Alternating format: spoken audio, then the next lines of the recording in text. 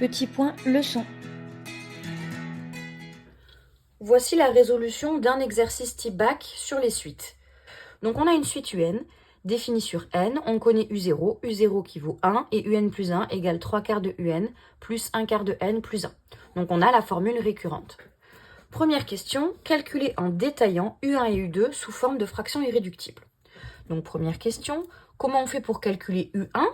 On utilise la formule récurrente. Donc pour calculer U1, on va avoir besoin de U0. Pour calculer U1, on va prendre toute cette formule et on va remplacer tous les n par 0. On va remplacer tous les n par 0.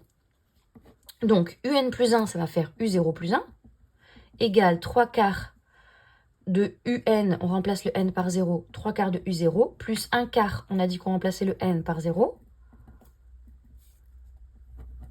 plus 1. Et donc U0 plus 1, c'est U1.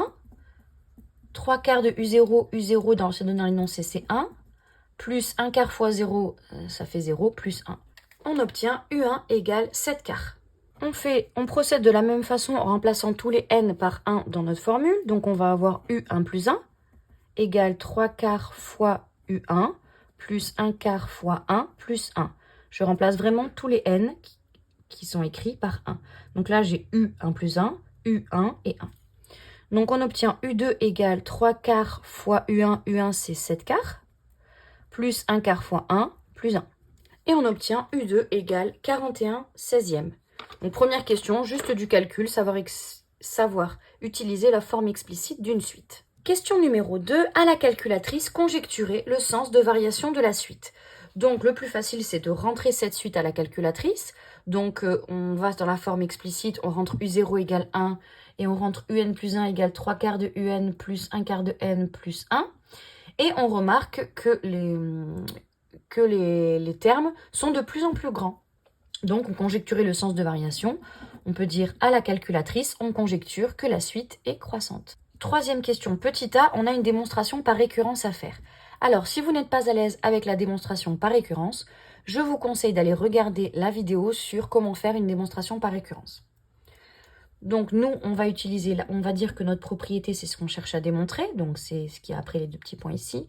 Donc, notre propriété, c'est que notre suite est comprise entre n et n plus 1. On commence à l'initialisation. Donc, on nous demande de montrer par récurrence que pour tout n appartenant à n, ce petit symbole, le petit a à l'envers, ça veut dire pour tout. Donc, on nous demande de démontrer pour tout n appartenant à n, donc tous les entiers naturels. Donc, on commence à 0. Donc, on va montrer que P0 est vrai. Donc, c'est-à-dire qu'on va remplacer tous les n par 0. Donc, U0, on l'a dans l'énoncé, c'est 1. Donc, la propriété P0, qu'est-ce que c'est la propriété P0? On remplace tous les n par 0. Ça veut dire que U0 est compris entre 0 et 1. 0 et 0 plus 1, ça fait 1. Donc, U0 est compris entre 0 et 1 puisque U0 vaut 1. Et 1, c'est bien compris entre 0 et 1. Donc, P0 vrai. Donc, on suppose que la propriété est vraie pour un certain rang K. Donc, j'ai réécrit ma propriété Pn en remplaçant les n par K. Donc, ça nous donne que UK est compris entre K et K plus 1. Et il faut montrer ensuite que la propriété est vraie au rang K plus 1. Donc, j'ai repris ma propriété que j'ai encadrée en bleu et tous les n, je les ai remplacés par K plus 1. Donc, ici, j'ai K plus 1. Ici, à la place de UK, j'ai UK plus 1. Et à la place de n plus 1, j'ai K plus 1 plus 1. Et donc, ça me fait K plus 2.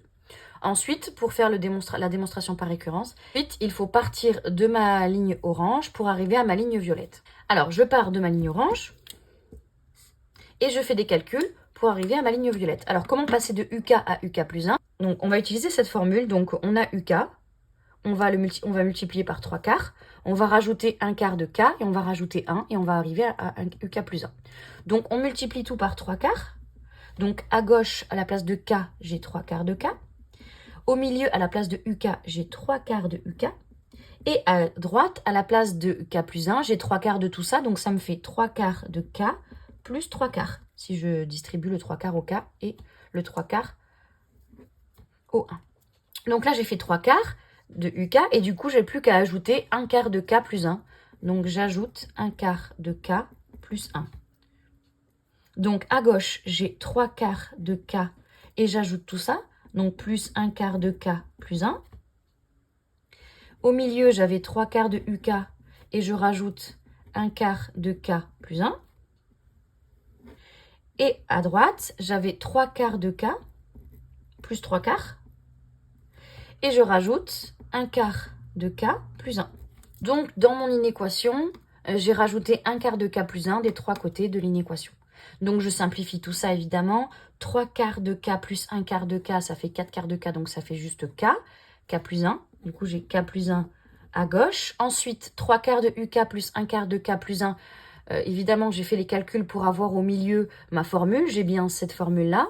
3 quarts de uk plus 1 quart de k plus 1. Donc, d'après cette formule, ça me donne le rang de la suite d'après. Donc, ça me donne bien uk plus 1. Et enfin, ce calcul. Donc, 3 quarts de k plus 1 quart de k, ça me fait 4 quarts de k. Donc, ça me fait k. Plus 1 plus 3 quarts, ça me fait 7 quarts. Et donc, j'ai presque mon inéquation qu'il fallait trouver. Sauf que 7 quarts, c'est plus petit que 2. Donc, k plus 7 quarts, c'est plus petit que k plus 2. Parce que 7 quarts, c'est plus petit que 8 quarts. Donc, 7 quarts est plus petit que 2. Donc, en fait, quelque chose qui est plus petit que 2, je peux le majorer par 2. Donc, k plus 7 quarts est plus petit que k plus 2. Et là, j'obtiens mon inéquation. Donc, pk vrai implique pk plus 1 vrai. Si on part de mon hypothèse de récurrence orange, qu'on fait des calculs, on arrive en violette.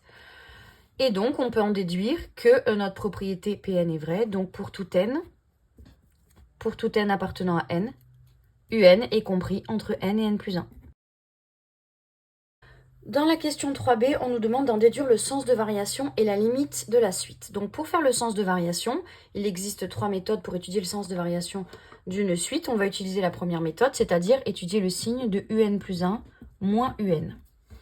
Et si le résultat est positif, la suite est croissante. Si le résultat est négatif, la suite est décroissante. Donc, pour calculer pour essayer de simplifier au maximum l'expression un plus 1 moins un, on va prendre un plus 1, notre formule qu'on avait définie par une relation de récurrence ici. À la place de un plus 1, je mets 3 quarts de un plus 1 quart de n plus 1. Ça, c'est un plus 1. Donc, j'écris un plus 1 et après, j'écris moins un. Je vais simplifier ici. 3 quarts de un moins un, ça veut dire que je prends 3 quarts et j'enlève 1. Donc, je prends 3 quarts et j'enlève 4 quarts. Donc, il va me rester moins 1 quart de un plus 1 quart de n plus 1. Bien que un plus 1 moins un, ça vaut moins 1 quart de un plus 1 quart de n plus 1. Il faut que j'étudie le signe de ça. Donc, il faut que j'étudie le signe de ce que j'ai trouvé là. Et pour étudier le signe de moins 1 quart de un plus 1 quart de n plus 1, je vais utiliser la question d'avant, puisque de toute façon, il y a marqué en déduire. Et en plus, on est la question 3b, ce qui veut souvent dire qu'on va utiliser les résultats de la 3a. Sinon, il y aurait écrit question 3, question 4. Donc, souvent, les questions sont liées. Donc là, je vais utiliser la propriété que j'ai démontrée par récurrence juste avant, c'est-à-dire que un est compris entre n et n plus 1. un est compris entre n et n plus 1. Et donc, au milieu, dans mon inéquation, je veux essayer d'avoir tout ce calcul pour essayer de savoir un petit peu le signe de tout ce calcul. Donc, si j'ai un déjà dedans, ça veut dire que j'ai ça. Donc, je vais multiplier tout par moins 1 quart pour avoir moins 1 quart de un. Et ensuite, je vais ajouter 1 quart de n plus 1. Et comme ça, au milieu de mon inéquation, j'aurai bien ce que je cherche. Donc, je multiplie tout par moins 1 quart. Comme je multiplie par un nombre négatif, je change les signes de l'inégalité. N fois moins 1 quart, ça fait moins 1 quart de n. Un fois moins 1 quart, ça fait moins 1 quart de un. Et n plus 1 fois moins 1 quart, si je distribue le moins 1 quart aux deux termes, ça me fait moins 1 quart de n moins 1 quart. Donc là, j'ai multiplié tout par moins 1 quart. Et enfin, la dernière étape, vu que maintenant j'ai ça, moins 1 quart de un, je vais ajouter 1 quart de n plus 1. Donc, je vais ajouter 1 quart de n plus 1. Donc, à gauche, j'ai moins 1 quart de n et j'ajoute 1 quart de n plus 1. Ici, j'ai moins 1 quart de un et j'ajoute 1 quart de n plus 1. Et à droite, j'avais moins 1 quart de n moins 1 quart et j'ajoute 1 quart de n plus 1. Je simplifie tout ça. Donc, moins 1 quart de n plus 1 quart de n, ça s'en va, il reste 1. Moins 1 quart de un plus 1 quart de n plus 1, c'était ma formule qu'il y avait là, donc je le remplace tout ça par un plus 1 moins un. Et moins 1 quart de n plus 1 quart de n, ça s'en va. Il nous reste moins 1 quart plus 1, donc 1 moins 1 quart, 3 quarts. Donc, j'ai réussi à encadrer un plus 1 moins un, c'est compris entre 1 et 3 quarts. Donc, quel est le signe de quelque chose qui est compris entre 1 et 3 quarts? Quelque chose qui est compris entre 1 et 3 quarts est positif. Donc, on peut en déduire que la suite UN est croissante. On nous demandait aussi de trouver la limite de la suite UN. Et là, on va pouvoir directement utiliser la propriété qu'on avait démontrée par récurrence toujours à la question précédente. On avait cette propriété que UN était compris entre n et n plus 1. Donc, si on passe à la limite, si on fait la limite des trois morceaux, si on fait la limite de n, on obtient plus l'infini. La limite de n plus 1, on obtient plus l'infini. Donc, on va utiliser le théorème de comparaison. Le théorème de comparaison nous dit que quelque chose qui est plus grand que quelque chose dont la limite tend vers plus l'infini, c'est forcément plus l'infini. Donc on va utiliser que ce morceau-là de l'inégalité. Donc on va utiliser le fait que un est plus grand que n. Je l'ai réécrit dans le bon sens. Et que la limite, lorsque n tend vers plus l'infini de n, c'est plus l'infini. Donc un est plus grand que n. La limite de n, c'est plus l'infini. Donc par comparaison, on obtient que la limite de un égale plus l'infini. La question C, il faut prouver que la limite de un sur n vaut 1. Donc on va encore une fois utiliser cette formule qu'on a démontrée par récurrence. En fait, la démonstration par récurrence de la question 3a nous permet de faire la 3b et la 3c. Donc, on part de cette propriété que l'on a démontrée par récurrence. Et nous, on veut un sur n. Donc, on va diviser tout par n. N étant un entier naturel, c'est un nombre positif. Quand on divise par un nombre positif, on ne change pas le signe de l'inéquation. Donc, on obtient cette inéquation. N sur n, c'est 1. Un sur n, c'est la suite dont on cherche à trouver la limite. Et là, si on simplifie, si on sépare en deux, ça nous fait n sur n plus 1 sur n. Si on sépare en deux cette fraction n plus 1 sur n, c'est la même chose que n sur n plus 1 sur n. Et on simplifie le n sur n en 1. Et donc, on a notre suite dont on cherche à trouver la limite, un sur n. Et on cherche à trouver la limite de cette suite. Et on sait que la limite de gauche, c'est 1. Et que la limite de droite, c'est 1 aussi, puisque la limite de 1 sur n, quand n tend vers plus l'infini, ça tend vers 0. Donc, par somme, ça tend vers 1. Donc, cette fois-ci, on va utiliser le théorème des gendarmes, qui dit que quand on a une suite encadrée par deux suites qui ont la même limite en plus l'infini, alors la suite du milieu a la même limite que les deux suites des côtés. La limite de 1, c'est 1. La limite de 1 plus 1 sur n, c'est 1. D'après le théorème des gendarmes, la limite de un sur n égale 1. Quatrième question, on nous donne une autre suite, une suite auxiliaire, et on nous dit que la suite Vn, c'est un moins n. Démontrer que Vn est géométrique de raison 3 quarts. Donc pour prouver qu'une suite est géométrique de raison 3 quarts, on fait le calcul Vn plus 1 sur Vn, et à la fin, on doit trouver 3 quarts. Donc si on a Vn qui vaut un moins n, on obtient Vn plus 1 qui vaut, je remplace tous les n par n plus 1, donc Vn devient Vn plus 1, un devient un plus 1, et n devient n plus 1. On fait attention, on met une parenthèse.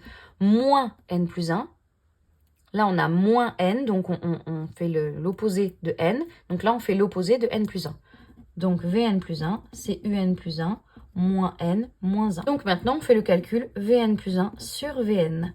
On fait la division des deux. Et donc, on a Vn plus 1, c'est un plus 1 moins n moins 1. Et Vn, c'est un moins n. Ensuite, un plus 1, on peut le remplacer par 3 quarts de un plus 1 quart de n plus 1. Donc, à la place de un plus 1, je mets 3 quarts de un plus 1 quart de n plus 1. Donc, j'ai calculé un. Et après, il me reste à faire moins n moins 1. Moins n moins 1. Sur un moins n. Je vais remplacer un plus 1 par sa formule dans l'énoncé. On simplifie les calculs. Donc, on a 3 quarts de un. Ensuite, 1 quart de n moins n, ça fait moins 3 quarts de n. Et ensuite, plus 1 moins 1, ça s'en va. Et en bas, on a un moins n. Et là, on voit qu'on a la même chose. On a la même expression, sauf qu'on a une multiplication par 3 quarts en haut. Donc, on met 3 quarts en facteur. Qu'est-ce qui reste si on met 3 quarts en facteur? 3 quarts de un, si on met 3 quarts en facteur, il reste un, moins. Là, si je mets le 3 quarts en facteur, il reste n. Donc, on obtient 3 quarts de un moins n sur un moins n. On peut simplifier par un moins n en haut et en bas. Et il nous reste 3 quarts. Donc, la suite Vn est géométrique de raison 3 quarts. Comme la suite Vn est géométrique, on peut utiliser la formule d'une suite géométrique. La formule explicite d'une suite géométrique, Vn, c'est Vn égale V0 fois Q puissance n. Donc V0, on ne l'a pas calculé, on va le calculer à côté. On sait que Vn, c'est Un moins n, donc je vais utiliser la formule ici. Pour trouver V0, je remplace les n par 0. Donc V0 égale U0 moins 0. Et U0, c'était 1. Donc ça fait 1 moins 0, donc V0 égale. Donc on écrit la formule Vn égale V0 fois Q puissance n. V0, c'est 1. Et la raison Q, c'était 3 quarts. Donc 1 fois 3 quarts puissance n, ça nous donne 3 quarts puissance n. On n'a pas besoin d'écrire le fois 1. Et comment on fait pour trouver la forme explicite de UN à la fin? On réutilise la formule du départ ici. Comme on avait ici une formule avec UN et Vn en lien, d'après cette formule-là, si on connaît Vn, on va trouver UN. On va juste isoler le UN. Comme on avait Vn égale UN moins n, en faisant passer le moins n de l'autre côté, on obtient Vn plus n égale UN. Donc UN vaut Vn plus n. Vn, on vient de trouver sa formule explicite. Donc, c'était 3 quarts puissance n plus n. Donc, la forme explicite de UN, c'est 3 quarts puissance n plus n. Et on pourrait d'ailleurs recalculer sa limite, maintenant qu'on a la forme explicite de UN. Tout à l'heure, on a trouvé que la limite de la suite UN, c'était plus l'infini. On l'a fait par comparaison, grâce à la démonstration par récurrence. Mais si on n'avait pas eu toutes les premières questions, si on n'avait eu que la 4, on aurait trouvé tout ça. On aurait réussi à trouver la formule explicite de UN. Comment trouver la limite de cette suite? La limite de 3 quarts puissance n, c'est 0, puisque la raison est comprise entre moins 1 et 1. Ça, c'est la formule de la limite d'une suite géométrique. Donc, la limite de 3 quarts puissance n, c'est 0. Et la limite de n, c'est plus l'infini. Donc, par somme, la limite de la suite un, c'est plus l'infini. C'est cohérent, puisqu'on avait trouvé ce même résultat grâce au théorème de comparaison. Donc, voilà la résolution d'un exercice type bac sur les suites.